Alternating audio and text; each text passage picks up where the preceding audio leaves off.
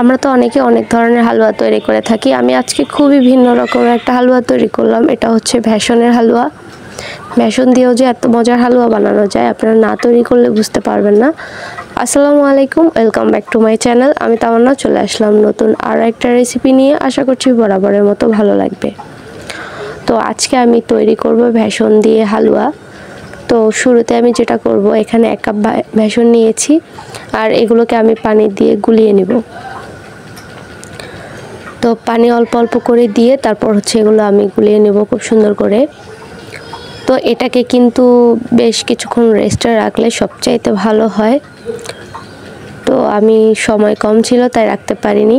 আর এখন আমি একটা প্যান বসিয়ে দিলাম চুলার মধ্যে, চুলাটা অন করে তারপর দিয়ে দিলাম 1 টেবিল চামচ ঘি।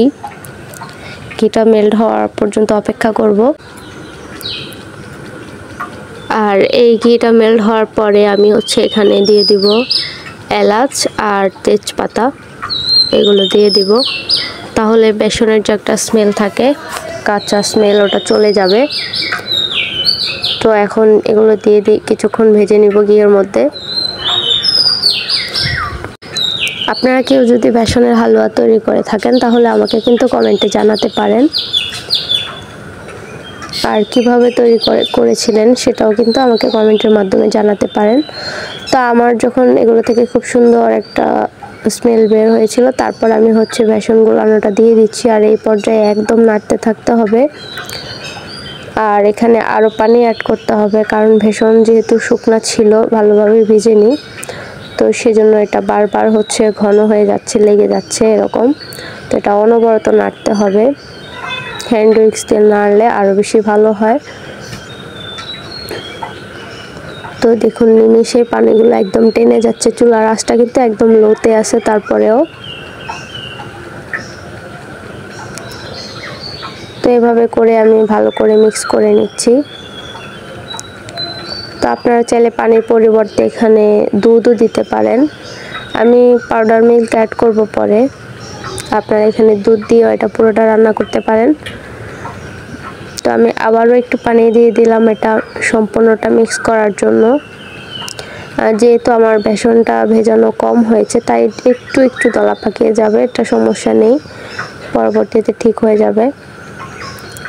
তো আমি চেষ্টা করতেছি যতটুকু এটা দলাটা করে দেওয়া যায়।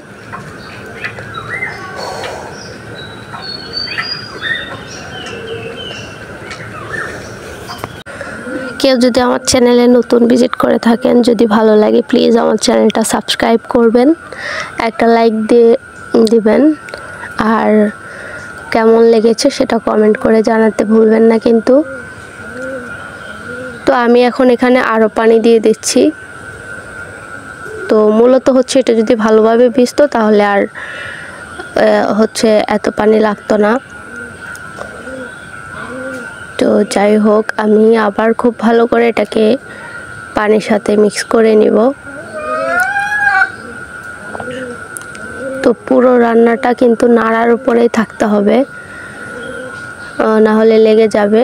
আর এরকম ননস্টিক প্যানে হলে বেশি ভালো হয়, বা যেসব কড়াইগুলোতে লেগে যায় না খাবার, ওই ধরনের কড়াইতে করলে বেশি ভালো হয়।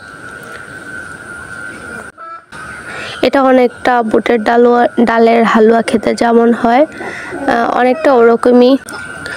ডাল বাটাবাটির ঝামেলা ছাড়া আমার মনে হয় এটা তৈরি করা খুবই ইজি, চাইলেই যখন তখন বানিয়ে নেওয়া যায়। এখন আমি পাউডার মিল্ক দিয়ে দিলাম আর এখন এটাকেও আমি খুব ভালো করে মিক্স করে নিয়েছি।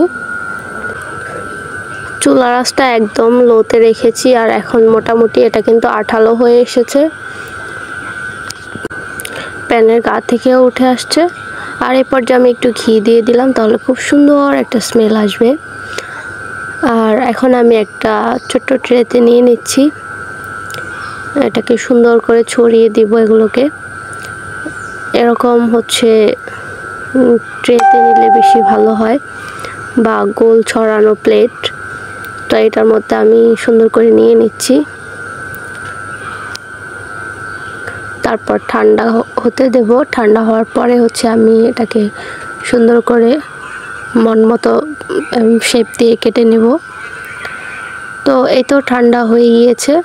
এখন হচ্ছে আমি কেটে নিব। উপরটা খুব একটা মসৃণ হয়নি, নিচের চাইটা মোটামুটি মসৃণ হয়েছে।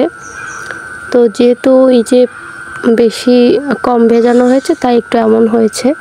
তো আজকের রেসিপিটা এই পর্যন্ত। সবাই ভালো থাকবেন। আল্লাহ হাফেজ।